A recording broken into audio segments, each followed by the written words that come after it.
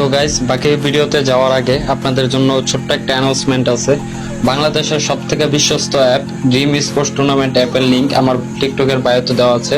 তো বায়োতে ক্লিক করার পরে আপনারা ড্রিম স্পোর্টস এর লিংকটা পেয়ে যাবেন। ওইখানে ক্লিক করার পরে উপরে দেখবেন থ্রি ডট একটা মেনু আছে।